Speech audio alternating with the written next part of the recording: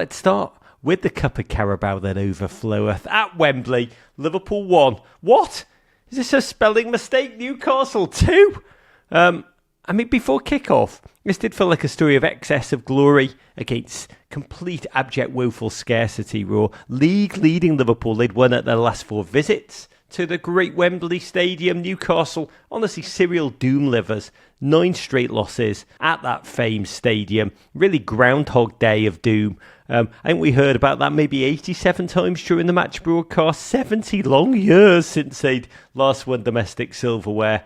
And I'll say, even as an Everton fan, I was like, oh, that's a long time. The Times of London worked out that 48,795,764 fans have gone through St James's Park turnstiles since Newcastle's last major trophy. That's a lot of bloody shattered hope. From Liverpool's POV, it was Arne Slot's first chance at silverware. Take us back before kick-off, Raw. Where did you watch? How did you brace up to this emotionally? And after that shock, self-soiling against PSG at Anfield, when your Reds were Donnaruma'd, or were they Darwin Núñez, it's hard to tell. Did this, as being Liverpool used to tell us, did this mean more?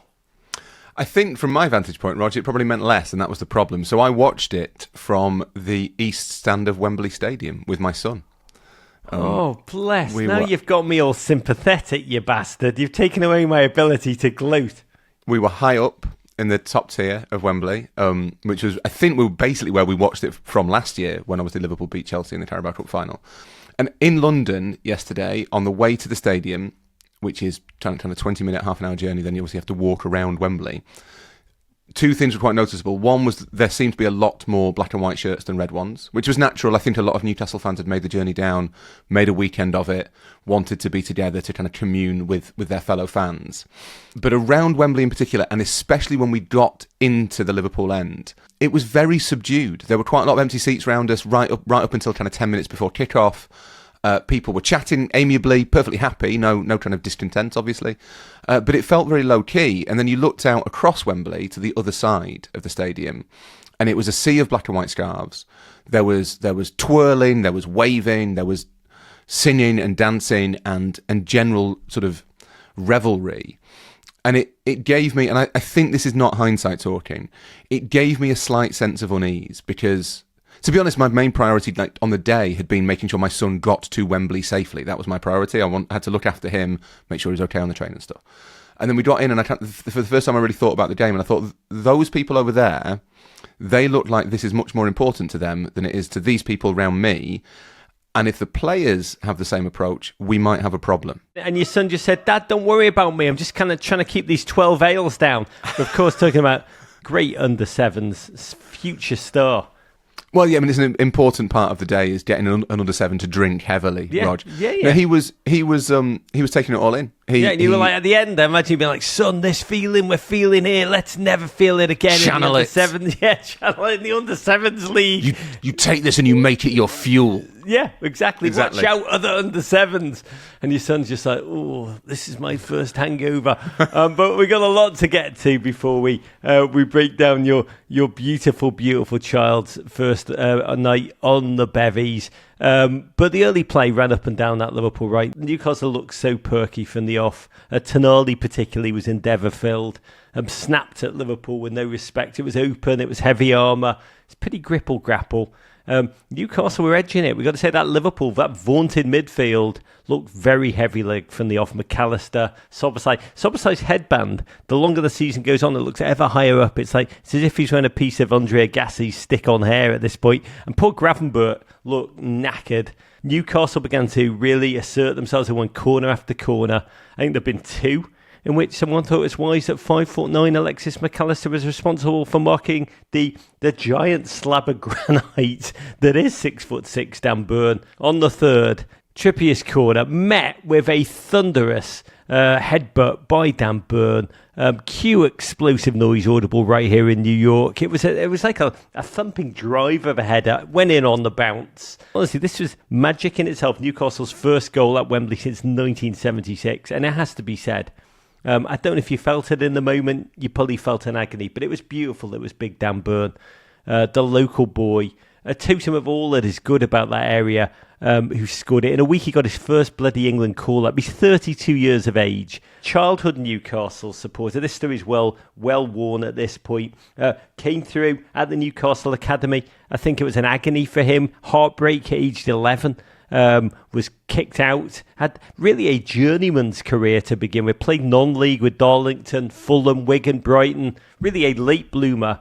To have the perseverance, the determination to find a way back home to Newcastle, almost like a salmon swimming upstream. There's a beautiful letter, find it, circulating from his dad to Dan, written before their last Wembley final, which they lost, which ended, "That'll be my lad, my Dan on the world stage, showing who he is, a great footballer and an even better bloke." It's a lovely letter, stunningly inspirational. I am dead inside, but I found it beautiful, raw. His moment, his joy, watching a human become a legend of eternal folklore on a football field before our eyes. Yeah, even obviously you're watching it as a fan, and there was disappointment within the Liverpool, and no real, I think devastation is probably pushing it, but there was a sense of kind of frustration. It was at that point that the goal arrived, when you'd started to think, okay, they can get to half-time.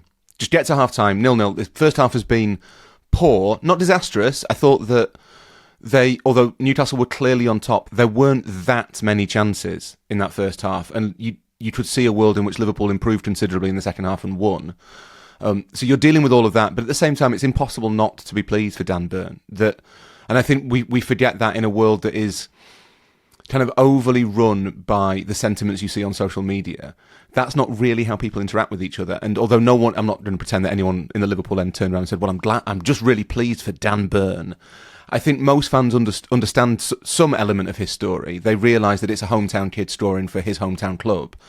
And it's really hard not to feel some kind of, pleasure's maybe pushing it, but yeah, you feel a little bit of sweetness that football does produce those moments. There is a tiny bit of sweetness that football still can, amidst all of the commercial glut. That it was epic. It really was. I mean, the Aeneid writ large in football cleats, and I don't like to be hyperbolic, but I am also sorry to be that guy, but I have to ask you, Raw. Kelleher in goal, slightly slow to the ball, in because #Carabao lineup. Got to ask you, does Alisson save that?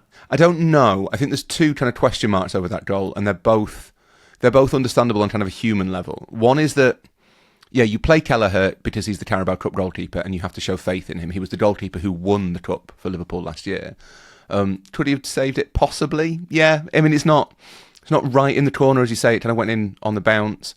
And the other is the McAllister marking Dan Burn issue, which even in the stadium at the time, you were like, hang on, why is he marking Dan Burn, especially in the second half when he kept marking Dan Burn? But at the same time, and I think Slot explained this afterwards, Dan Burn was 15 yards out. It's really hard to score a header from 15 yards out. And I think his thinking was, yes, he's clearly dangerous. They're almost obviously aiming for Dan Burn at the far post. But if we take Virgil van Dijk or Ibrahima Konate out, then that messes up our whole system. And I think from a coaching point of view, you can kind of understand why he thought, okay, this is not ideal, but the chances of him scoring from 15 yards with a header are very slim. And they are very slim. He just happened to do it. Two questions coming back after the break. How would Liverpool respond? And also Newcastle, they've been ahead in 6 of the last 12 games against the Reds and not won a single one of them. You've watched flat Liverpool first halves a number of times this season. We believe Arne Slot will make second half tactical adjustments. I've got to be honest, I was surprised that there were no substitutions for Liverpool at half time. Newcastle seemed honestly defiant and unafraid because of it. Watching a collection of the Joe Linton cover tackles in this game, I would watch that on repeat because, my God, they fostered belief. Set pieces were the place where that Newcastle belief often turned into reality. Isak had a goal written off for offside from a corner, but then Livramento cross, Murphy headed down, Kelleher full stretch pushed away, but it had to be him. Isak pouncing smoothly, lashing, smashing home, delirium. You're missing piece, Arsenal fans, doing the goals. Hearing those Geordie voices sing around Wembley, I don't know what it felt like inside of Wembley, but it was beautiful. Tears from grown men all over that stadium who had not seen their team win in their lifetimes, in their parents' lifetimes. for many of them. Miguel Delaney tweeted something fascinating. He said, striking how one game, although really it's been a few weeks of flatness, can make you go, Liverpool are in great shape and cruising to at least 4 of that starting 11 needs to be replaced. And you saw it crackle on social media. Jota suddenly flat, Luis Diaz off it. Some fans suddenly angry at Salah having 0 shot, 0 chances created in a game. I mean, this was an exhausted looking Liverpool team. I think they played 9 more games in Newcastle this season. Did you see the fatigue? The general gasness, or was it something more? Was it a residue of the PSG loss, like the mental toll that it took on the Liverpool side, who, let's be honest, had arrived till this week in this season relatively drama-free? Yeah, and that's been kind of the hallmark of the season, that Liverpool have cruised is pushing it, but they've seemed unruffled, where everybody else has had this kind of emotional, physical fraughtness. Liverpool have just been like, okay, we'll go and play some football matches. I think what you saw were kind of 3 things. One is that Slot has not rotated a lot this season. That kind of core team, McAllister, Gravenberch, Szoboszlai in midfield in particular, has played a lot of football, and certainly in Gravenberch's case, a lot more football than he's probably used to from the last 2 or 3 years of his career. And I think over the last month or so, you're starting to look at them and think, yeah, they're kind of winding down a bit here. I personally wonder whether what's happened is the run of 5 Premier League games in February that they had to get through to have this big lead in the league. I think they got through that much better than most people anticipated, and there has then been a hangover, much like the one my child has suffered from this morning. This is a joke, by the way. My son didn't drink anything. Just to absolutely be clear on this, he's given up juice for Lent. So he only drank water yesterday. He's given up juice for Lent. Which is good. Not the Eales, though, right? He's still on the cider. I think they got through that run of 5 games, and they are now paying that price effectively, because they were very passive against PSG in the first leg. They were poor against Southampton in the league in between the Champions League games. The second leg against PSG, they were better, but playing obviously a top class team. And then against Newcastle, they did seem really flat and unable to lift themselves, which was the difference. And I think a lot of it is because Slot's not rotated. I agree. I suspect there was a psychological hangover, maybe a physical one as well, from the fact that PSG went the distance on Tuesday night. And those 2 things combined with the factor number 3, Newcastle are really physically intense. They are big and they're imposing and they're energetic and they're dynamic and they snap into tackles and they're aggressive in a really positive way. And Liverpool, tired, sort of a little bit weary from all that they've done this season, they never really looked like they were capable of dealing with it, to be perfectly honest. On came Curtis Jones and Darwin Núñez. Funny enough, the 2 gents who had wilted in the crucible of the penalty shootouts midweek. Curtis Jones had a smash, which I love watching. Nick Pope just wafted it away with a casual brilliance with his giant mitt. Liverpool had no chance but to push forward. Newcastle honestly thrive under those circumstances. They have the need for speed.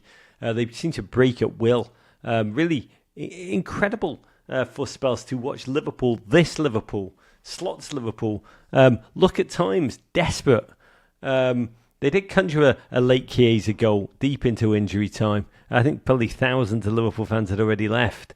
It was nervy because Newcastle. By the way, got to credit so much elite shithousery down the stretch. I mean, it was just kicking off those last 3 minutes. The chest bump between Tonali, I think was it Callum Wilson? Was it Joe Willock when they won a corner to kill the game off? To me, that was my moment of the game. But Newcastle held on and they won their first domestic trophy in 70 long years since a group, there's a curse story, a group of travellers are said to have cursed Newcastle shortly after they won their last trophy. I think it was the FA Cup, was it?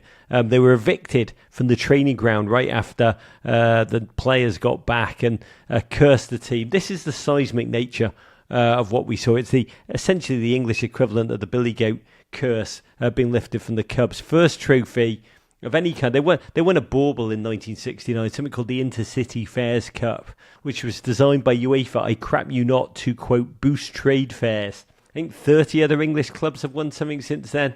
Newcastle are a big club, massive town, a proud town. They've not been amongst them. I want to talk about this first purely from a footballing perspective, Ro. I mean, we know Big Dan Burn is now, transcendent, a demigod, a local hero. Eddie Howe, huge respect. First English manager to win a domestic trophy since 2008, which is another story and incredible when you think about that. For him, just his second win in 22 games against Liverpool. Remember, that man was on thin ground in November in that club. He's now a winner. But most of all, I think of the fans, always the fans, Toon fans. I think rough translation to the Bills Mafia, as English football will ever have. They are delirious. There was a tifo in last week's Champions League game. I think the Atletico fans put it out last week, which reminded me of Newcastle's agony and love. They put it out before the Real Madrid loss. It said, "It kills me, it gives me life." And Newcastle fans have lived that. That city has struggled so bloody much as any city in England has post-industrially. It was a coal town. It was a shipbuilding town. It's a proud town, as I said. Vast unemployment, huge amount of social struggle. Football has become its everything. The stadium in the centre of the city where most urban planners put their cathedral. They had to struggle through dark days of terrible owners, but they've won something for the first time in 3 generations now. Raw, that's the true joy of this day, right? Watching this team. These players become forever legends. But most of all, these fans, you watch them with your own eyes, at long last, have their day. Yeah, and do you know what? The side of the country I live on is much closer to Newcastle than it is to Liverpool. So when we got the train back last night, my son learnt some words that he really shouldn't hear. But there were quite a lot of Newcastle fans on, as well as a smattering of Liverpool fans. And I didn't hear a single kind of rough word between them. There was absolutely no kind of bitterness or no allegations of, shithousery or kind of cheating or you didn't deserve it or if we'd played better. It was purely and simply you were the better team, and an awful lot of we're quite pleased for you because we understand how long you've done without a trophy. We think it's funny when it's Everton, but we understand it must be painful for other teams. Newcastle are not, this will get me in trouble, Newcastle historically aren't an especially big club. Not really. They are one of the bigger clubs in England. They have, a similar history overall to, I don't know, Sunderland, which won't be popular. But, they're a team they've had patches of success in their history, but they've never been a kind of giant, an unmatched giant of the game like Manchester United were in the 1990s and 2000s. What they are, though, is they're a big city club. There's an awful lot of passion that goes into that team. There's no other football team in Newcastle. There is a rugby team, but it's a minority pursuit. Newcastle as a city looks at St James's Park for its kind of emotional state, its emotional well-being, and all of that is channeled into games like yesterday, and sometimes, as it was 2 years ago when they lost the Carabao Cup final to a much worse Manchester United team than this Liverpool team, it becomes kind of overbearing and overwhelming.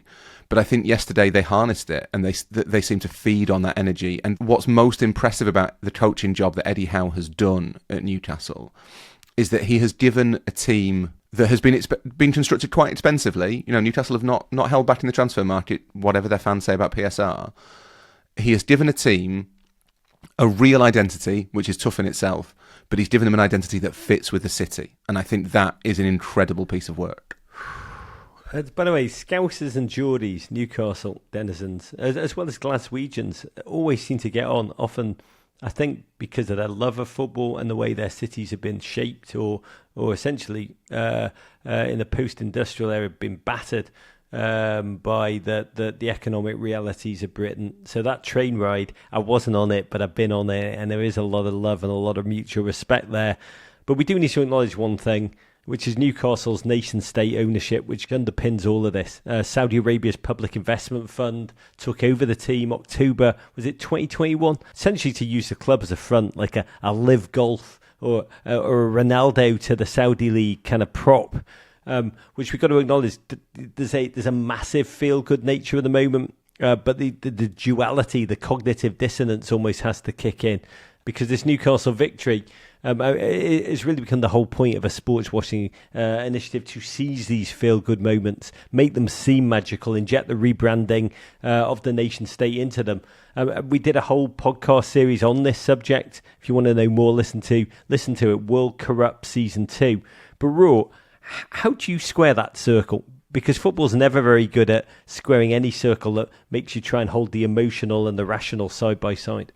No, it's tricky, and I think a lot of fans wrestle with it. I think a lot of Newcastle fans wrestle with it maybe more than they'll admit or that they want to kind of acknowledge. It's a complicated thing. I have no strong views on Newcastle as a club other than a general kind of delight in I quite like seeing big crowds celebrate. That's a bit of a thing for me, and Wembley yesterday didn't let anybody down in that regard. Is that a hobby, Raw, for you? I just think that's one of the most magical things in football, is seeing a crowd melt. I really like it. It's one of the things that you get tired of football after a while. You get to kind of April, May in the season, you're like, oh, there's more football matches on. But then you see a big crowd melt and a team celebrate something that it's not celebrated before. You see a city go wild, and it's really hard not to kind of smile at it. So I'm pleased for my friends who are Newcastle fans, of which there are today annoyingly quite a lot.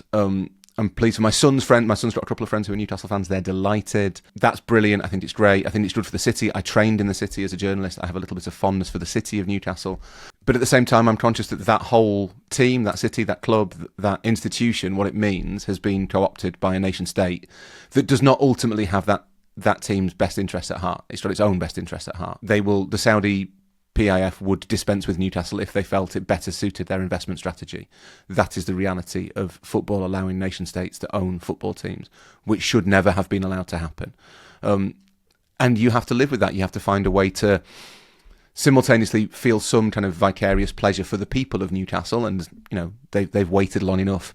It's a brilliant thing to be able to celebrate, with being slightly uneasy at seeing how easy it is that a project like that wins quite so much approval. And I think the complexity of it is part of the reason it works, because it's really hard for people to know, especially the people involved, the fans, to know how they feel about it. Yeah, I've got to say, as an Everton fan, I found it really overwhelmingly beautiful watching Newcastle win the cup. I couldn't help it. The captain, Bruno Guimaraes, first elite talent brought in by the Saudi owners. He's been a warrior for that club. Talked about Newcastle as a second home. I loved what he said on Friday, how he's visualised, like Mo Salah visualises scoring goals. He's visualised walking up the Wembley steps to collect the trophy. He said, I've done it so many times. And to see him actually do it was really meaningful. But Raw, we've got to talk about Liverpool. Do we have to? I'm saying this objectively, with no malice. An awful week continues. Carabao Cup defeat, following that Champions League agony at Anfield. Really, 6 days of blemish. Big picture in a season forged from dreams. I mean, this was Slot's first trip to Wembley. It was heavy-legged. It does mean 2 big losses back-to-back. I do hope a third coming in the imminent derby, which is the next game. But this loss, the Carabao Cup, it's a tchotchke in the scheme of things. But the optics almost outweigh it here. And again, we're talking about the emotional and the rational, because rationally, big picture, I do look at it like a title in Slot's first season is alchemy. Emotionally, though, football is not rational. It's a knee-jerk game. We know this. This season has been so drama-free, as we talked about, for Liverpool Football Club. And it's incredible to me how the chill wind can flip that narrative from season of miracles and then downgraded by some, or some are trying to downgrade it to, they're not serial winners, they're more beneficiaries of Manchester City having an off season for the ages. Well, this is the team that is running away from the league, made the Champions League opening round look like a breeze. Where are we on this? Because I think it's fascinating to see the narrative be almost rewoven overnight. You'll be unsurprised to learn I've got thoughts on this, Rog. I think there's a modern phenomenon, and I don't know whether this applies. My impression is it doesn't apply like this in the States. I think Americans have a different conception of sporting success to European football fans, and it is because there are checks and balances in American sports that make dynasty very difficult. Not impossible, but very difficult. And obviously, the Patriots had one. The Chiefs are in the middle of one, or were in the middle of one. They may yet come back. What you tend not to get in American sports as reliably as you have in European football in the last 25 years is a team that wins everything all of the time. But that is a relatively new thing. For a long, long time, the reason there weren't many doubles, League and Cup doubles, or domestic trebles, or League, Cup and European trebles, is because they're really difficult, particularly in the knockout competitions, because, as Liverpool proved yesterday, you need one bad performance and that's you done. It could come in the final, it could come in the third round, who knows? And in Europe, after a while, you tend to run into some pretty good teams, and if you're not on it, or if they're better than you, you lose. But we've become so used, I think, in the last 10, 15 years to seeing teams compete for doubles and trebles and quadruples that is now treated as though it's the bar, but it's not the bar. Those things are almost impossible to do. They're incredibly rare, and so I've seen it described several times actually in the last few days as PSG meaning the end of Liverpool's treble hopes, or yesterday meaning the end of Liverpool's treble hopes. And you think, well, I'm not sure it's fair to chastise a team for not winning absolutely everything. That has never been how we've judged things. So in terms of what that result yesterday means, I think we have to wait until the end of the season. If that's a harbinger of Liverpool collapsing to blow the lead, then it's really significant. If it's a blip and Liverpool get over the line in early May and win the title, if I'm completely honest, I'm not sure anybody will remember that Arne Slot lost the Carabao Cup final. Is any part of you worried that you're not going to win the league? Yeah, because I think it would be weird as a fan if you weren't. I can see I think it's unlikely that Liverpool lose 5 games in a row, but I can see a world in which there's a couple of draws, including with Everton in the derby, and all of a sudden everything gets very nervy because 8 points is a lot, but it doesn't take much for it to be 5, and 5 points is not that many, especially given that Liverpool still have to play Arsenal. So, although I think it is overwhelmingly likely that Liverpool will get over the line, I am a bit worried that, if they draw with Everton and draw with Fulham, then suddenly, or lose at Fulham, lose to Everton, drop points in those first couple of games back after the international break, then suddenly it is slightly more tense than would be ideal. Would quite like Arsenal not to have won yesterday. They should get over the line, and I think if they do... I'm interested. Then this becomes losing the Carabao Cup becomes a sort of unfortunate blemish. That said, the other thing that I think is significant about that result yesterday and the result against PSG is Liverpool took a big risk appointing Arne Slot. He hadn't managed an elite Champions League team previously. He was still at the start of his career. Feyenoord is a big club, a huge historic club, but the level of players, the level of expectation. Yeah, it's a big club in Feyenoord. It's a big club in Rotterdam. Yeah. It's in Feyenoord historically are a big team, but it's a different level of expectation to Liverpool. And I think what you've seen in the last few days is the flip side to all the benefits Liverpool have seen. Slot has put together a brilliant campaign in the league. It's been, as you say, dreamlike. But against one of the best teams in the world, one of the best coaches in the world, he fell short. He was outcoached by Luis Enrique. And yesterday in a major final against a really good team, he couldn't solve the problems that he was presented with. And that might be to do with squad rotation and squad management, might also be tactical. But that's the risk Liverpool took when they appointed Arne Slot, that he's not someone who's got a track record of winning those major finals. And he has to learn how to do it. And maybe you don't do it first time. That's okay. That's not a problem. It was always going to be very unlikely that Liverpool had, at Feyenoord, discovered a manager who could just come in and win every single thing straight away. I mean, that's insane. I mean, I will say, I don't know if you know this, Rory, I'm not a Liverpool fan. You hide it very well. I know. I'm objective and I'm very neutral in my analysis. But, look, there's a temptation in our society, social media propelled reality. We cannot allow people to have nice things. We cannot allow people to have joy.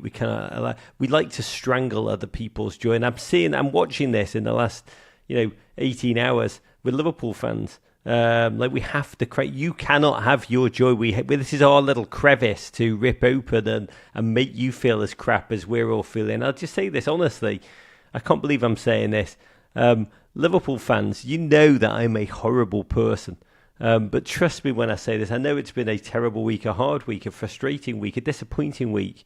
But do not meet the temptation to shift from joy to almost self-flagellation and fretting about the players that now need to be got rid, the areas that need to be strengthened. I really believe this. What Arne Slot has done, I've said this many times, as a transformational leader in his first season is nothing short of, honestly, alchemic.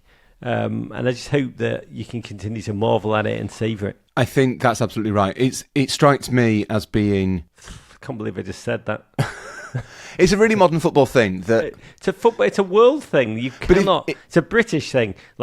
You have to make people feel crap about themselves. When they're feeling joy, you've got to just... it's an opportunity to crap on their joy. Let's do it!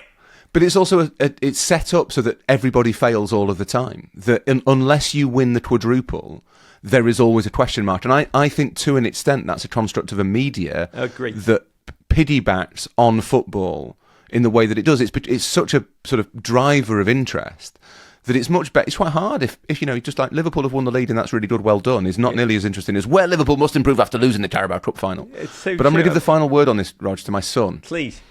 So as we stayed until the end of the game. He did say after about 85 minutes, "Daddy, should we go?" Just people were starting to leave, and I said, "No, you always stay until the end because you clap your team off for the and fighting. You stay until the end, and you boo Alexander Isak. No, yeah, you stay clap for the your fighting, team off, son. That's why we came." So we were queuing to get out of Wembley, and you have to wait obviously in the row, and you got the steps, and we were right at the top. And I turned to him and said, he was holding my hand, as he'd been told, always hold my hand in a crowd.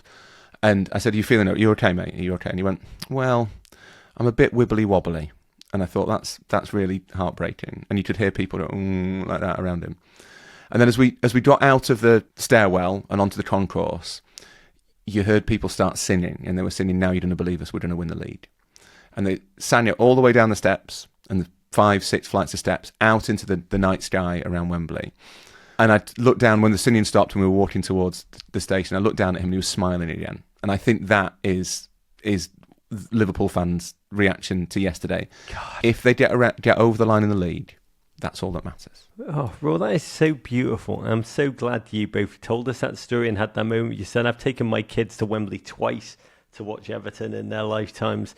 The last time was for an FA Cup semi-final, which we scored first against Liverpool and just self-destructed and lost. And our leaving memory, when my kids were similarly shattered, similarly wibbly-wobbly, was to walk past a very large Everton fan wearing a T-shirt that said, "Everton's born, not manufactured."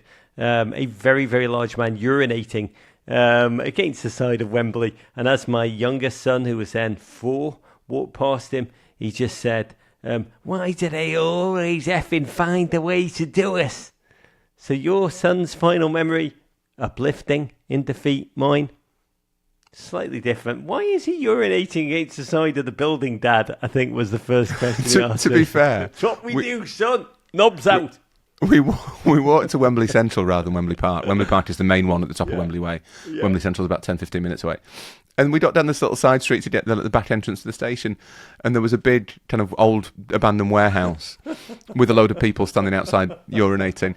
And Ed went, "Oh, Dad, that's good, isn't it? They've got little walls where you can go to the toilets."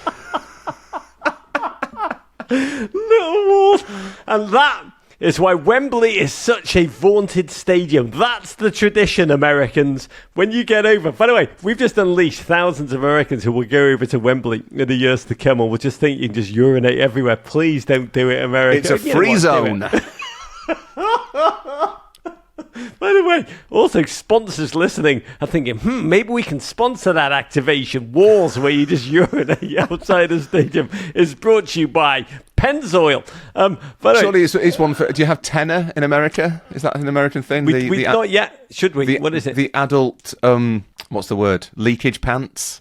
Surely they sponsor a urination wall. Tenor man. You're talking about adult diapers? I mean, I don't want to use that word. It sounds pejorative. People have bladder issues. It's not a problem. Yeah. But yes, welcome. Those. There you go. God bless. We've gone very deep on that issue, so I'm just going to say, away the lads. So happy for Darren Eales, who ran Atlanta United, became the CEO of Newcastle, is currently battling a rare form of blood cancer. It was lovely to watch him post himself going to bed with a trophy last night. And Godspeed also to my friend Ray Hudson, who was 2 bottles in when I texted him last night, and he deserves this joy as much as anyone.